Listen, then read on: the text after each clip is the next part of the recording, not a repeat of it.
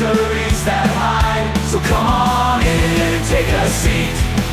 Get ready for a show where anything can happen and the energy will flow. Welcome to the Funhouse, where the music's loud and the lights are bright. A one-of-a-kind experience that will keep you up all night. You might get just Paul, or maybe one of his friends. Jazzy the Jester, Max the Magnificent, Logan the Legend. They're all here to take you on a ride. So join Paul and friends and let the good times roll. In the world of the Funhouse, where anything goes, let's go.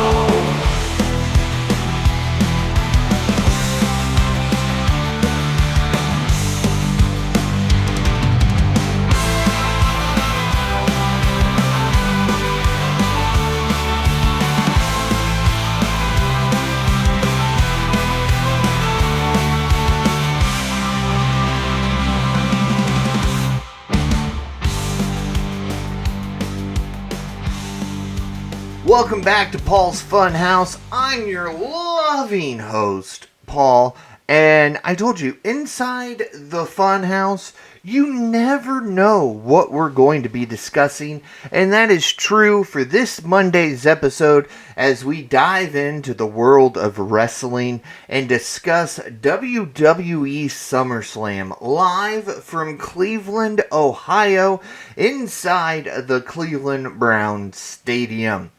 I'm a huge Cleveland fan, so I was stoked when this was announced. A little jealous that I didn't get to be there live, but hey, that's okay. Things happen. So without further ado, let's dive right into our discussion about SummerSlam. We kicked it off with a performance by Jelly Roll. Phenomenal performance. I've not really been a big Jelly Roll fan to this point, but after his performance at SummerSlam, I might be a Jelly Roll fan now. We'll have to wait and see. I at least like Liar, I know that much. And then Triple H comes out. Triple H, Paul Levesque, Paul Triple H Levesque, whatever you want to call him these days. He comes out and welcomes everybody and says it's going to be a great show, and things get underway with the Women's World Championship, Liv Morgan versus Rhea Ripley. We go backstage where Rhea and Dom are followed by a camera to her entrance. Little production changes like this have really helped WWE feel fresh, in my opinion, and it's nice to see. I mean, it's a look at Gorilla that a lot of people don't think you should be seeing, but in the world of social media, we get pictures from inside Gorilla all the time, so this was fine. We also find out that the referee is wearing a small little camera called the Ref Cam, so that we can see shots from his viewpoint, which was ridiculous for this match, as we only got about less than 5 seconds from the ref's viewpoint. We spent more time in the entrance from the ref's viewpoint than we did during the entire match. As the match went on, things were back and forth, so to speak. Rhea was very dominant as usual, but it looked like she re-dislocated her shoulder, and then, we get her slamming her shoulder into the announce table and jerking on it to put it back in place. But she came back, almost picked up a victory, but in the end, Liv picked up the victory. Congratulations to Liv Morgan on retaining her title. I don't care what anybody's got to say. I know Dom helped her win, but that's okay because Liv deserves a notable title run, and I think that's finally what we're seeing from the WWE. And of course, one of the big takeaways from this match is Dom officially turns on Rhea Ripley and picks Liv Morgan over Rhea. Man, this guy's lucky. He had two of the hottest women in WWE and he got to pick which one he wanted to go with. And of course, Pat McAfee, being Pat McAfee, had some not so PG related things to say about Dom. Yeah, he calls him Dummy Dom. So do I. I'm not a big fan of this Dominic Mysterio character at this point.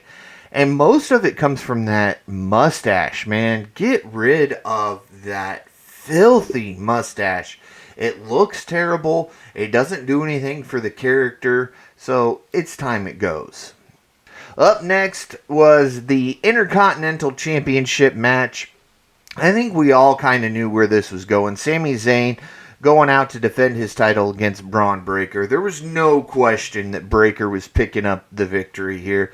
And that Frankensteiner, man, that thing looked awesome. I don't care what anybody says. It looked absolutely awesome. I don't have a whole lot to say on this match. I really wasn't paying too much attention to it. I did catch that Frankensteiner though. But I knew how this match was going to go. I knew Sami Zayn wasn't picking up the victory here. He's had a great run as the Intercontinental Champion, but it's time to put gold on Breaker, and that is exactly what they did.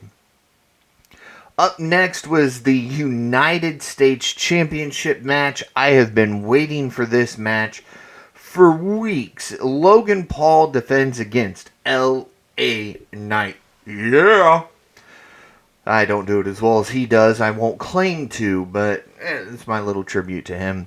So it starts out, Logan Paul comes down to the ring wearing some Cleveland Browns inspired gear.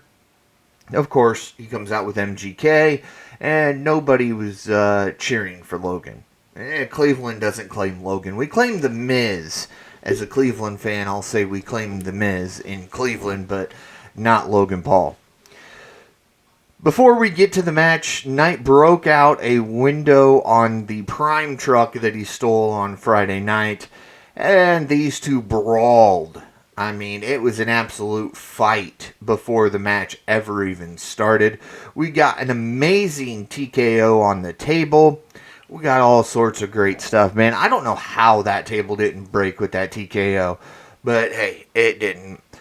Knight had a fantastic looking jumping elbow. The springboard moonsault from Paul was incredibly impressive. I hate to admit, the kid can actually go. I don't like Logan Paul. I've never liked Logan Paul. Clear back to his days on Vine. Yeah, I'm old. But I didn't like him on Vine. I haven't liked anything he's done. I feel he's extremely disrespectful. And I hate to say it, but the dude's impressive in the ring. I'm sorry. I'll admit it. I don't want to, but I'll admit it. Of course, we get a superplex towards the end of the match. I think that might have been a little bit of a shoot from LA Knight. And if you're not familiar with terminology, you'll have to go look that one up. I'm not going to explain that. But of course, LA Knight picks up the victory, becoming the new United States Champion. I've seen some stuff online that said originally Logan Paul was not supposed to drop the title. But after some of his controversial tweets, WWE felt that they would receive a lot of backlash if they kept him as champion. So they thought it was time to go ahead and put the title on LA Knight, which is deserved. The guy deserves it. He's hardworking. He's over even without a title. Whether he's face or heel, he is always over with the fans. And that's one thing. I give Knight a lot of credit because he got over with the fans without gold. And sometimes that can be a bit of a struggle, but LA Knight has the charisma to do that. And so getting gold around his waist for the first time in WWE, fantastic, and it's about time. And of course, up next was the WWE Women's Championship match as Nia Jax takes on Bayley. Bayley looking to defend against probably her biggest foe to date. Nia Jax is very strong, very powerful, and she's gotten a lot better in the ring. When Nia first started, I did not like her because I felt that she was doing too many botches. I felt she was unsafe and was going to hurt somebody. She actually did hurt a couple people when she first returned, but she's kind of corrected that, figured out how to do some of those moves better, and she's looking good in the ring finally.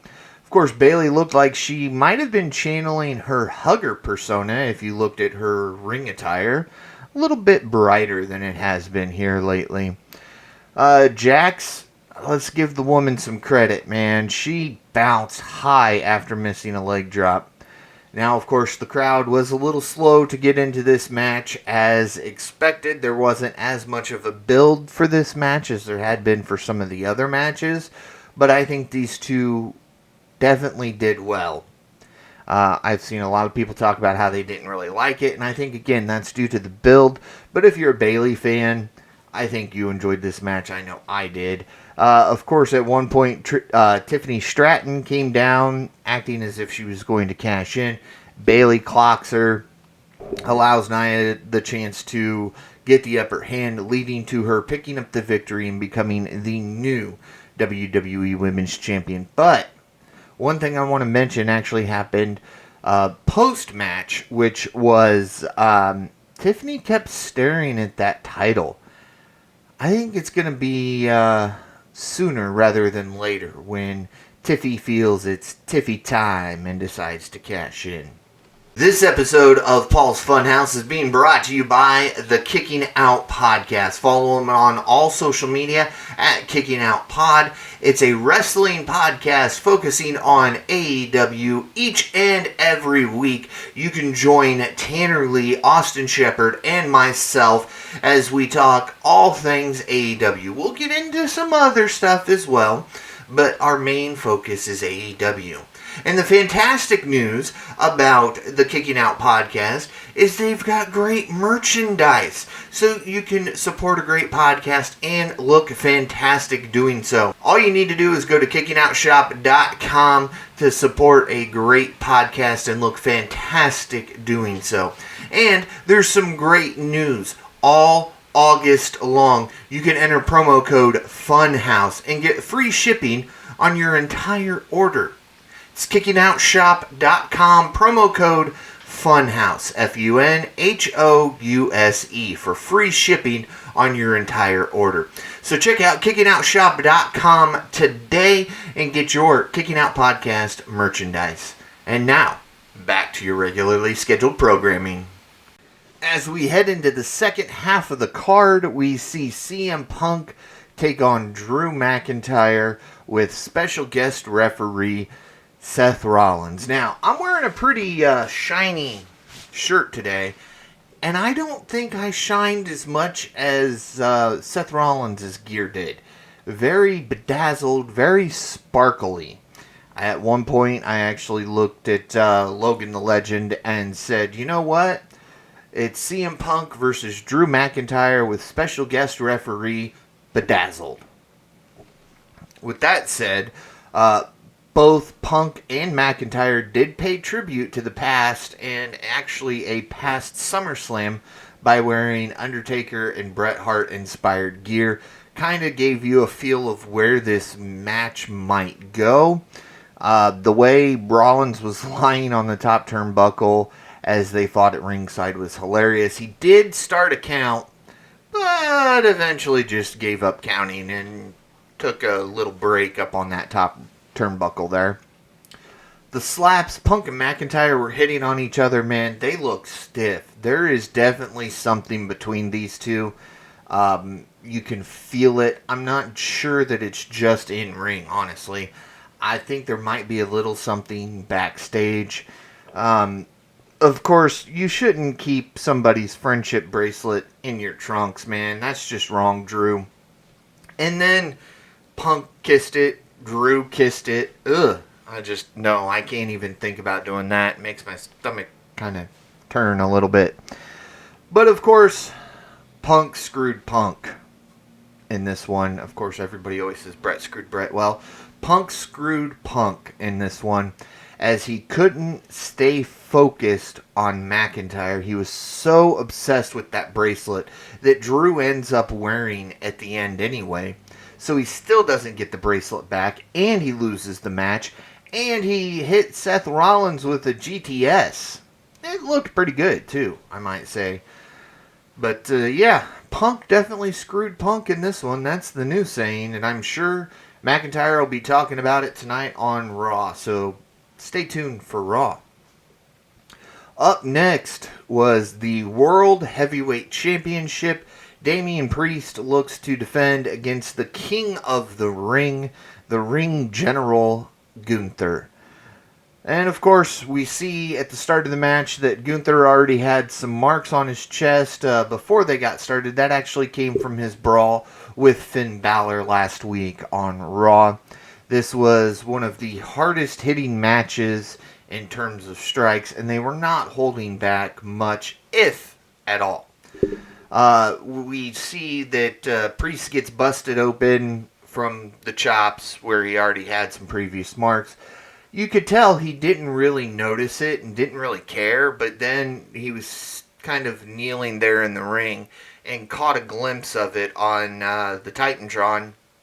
And that's when he really went, oh, I'm bleeding. And you can tell.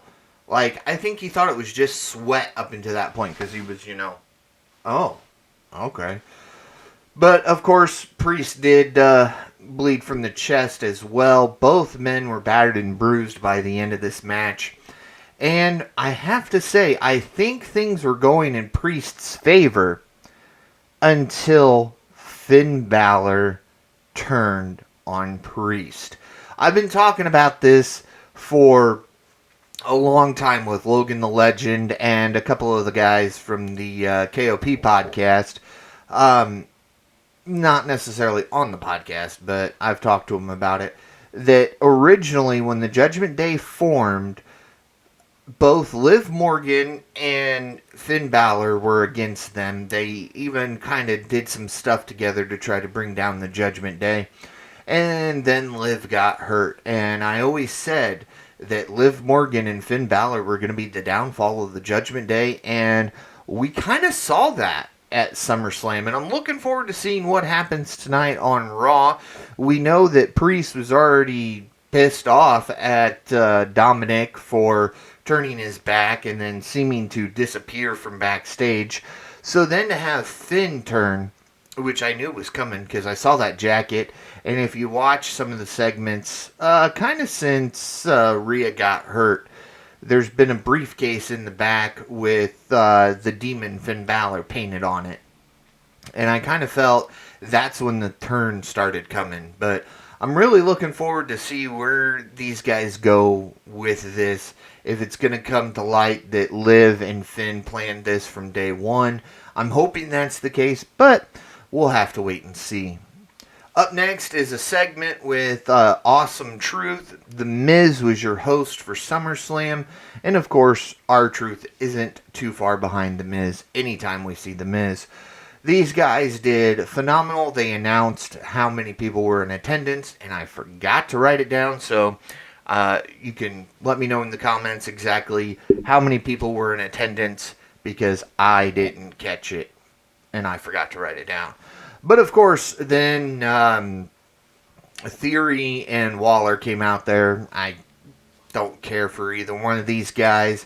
I think they've got a bright future ahead of them, but they're just not two guys I enjoy watching, at least at this time. That could change. My opinions have changed on people throughout the years, but I really think these two have a bright future ahead of them. And of course, they were looking to get that cheap heat, so to speak, talking about MGK, talking about Jelly Roll. Well, Jelly Roll didn't take kindly to what they had to say, and he got into the ring with some chair shots, some decent chair shots too from Jelly Roll. A guy who's not an active wrestler and not active on any company's roster hit some phenomenal looking chair shots and then delivers a choke slam to Austin Theory, one of the best looking choke slams, one-handed, mind you, that I've seen in a long time. There have been some professional full-time wrestlers who can't hit the choke slam that Jelly Roll hit. So, big shout out to Jelly Roll for hitting that. And that made me like you even more, Jelly Roll. So, yeah, I think you picked up a new fan at SummerSlam. Congratulations. Not that he's going to be watching this, but you never know. Somebody could tag him in the comments and, hey, we could have Jelly Roll enjoying Paul's Funhouse while Paul enjoys Jelly Roll. Anyway, now it's main event time. Cody Rhodes versus Solo Sikoa for the undisputed WWE Championship in a Bloodline Rules match. Now, when they announced this Friday night on SmackDown, I knew what this meant. I think we all knew. But it did come true. Now, I got to talk about Cody's mask, first of all. That mask that he came out wearing, man, that was too big. It just made him look funky. The mask looked funky. No. Don't do that again, Cody. But, of course, Sikoa's trash talking throughout the entire match. It was a little bit more audible than normal. Of course, we get some steel steps. Sikoa speared Rhodes when he was holding the steps, causing him to throw it. Luckily, they didn't bounce back and hit either of them.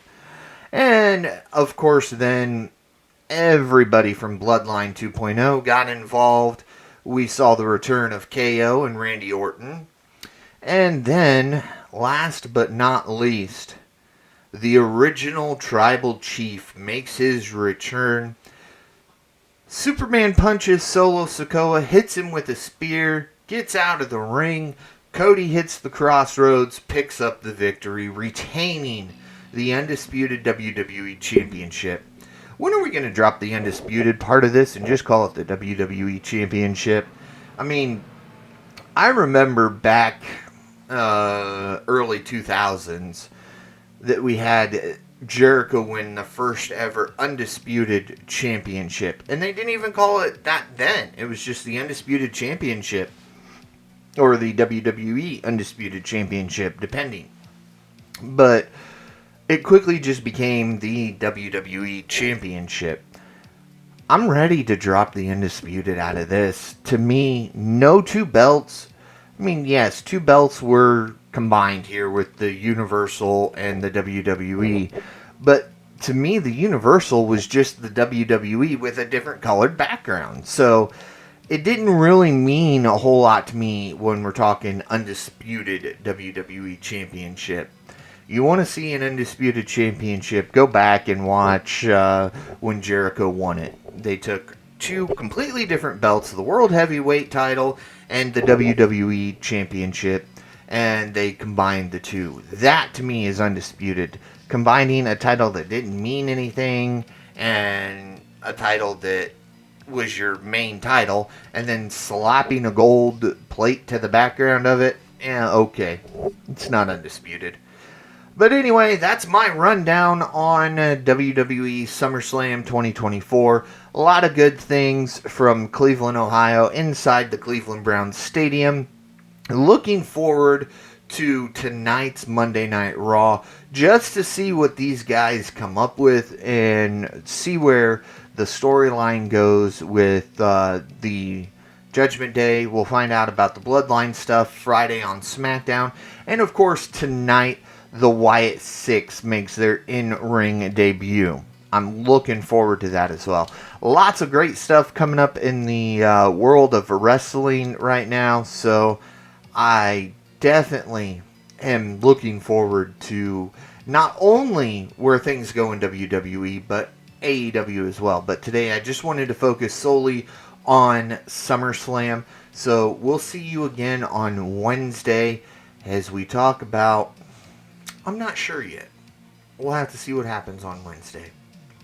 Stay weird, and see you soon. This has been Paul's Funhouse, where the party never ends with all your friends. Tell all your buddies it's gonna be a wild ride. Join us next time for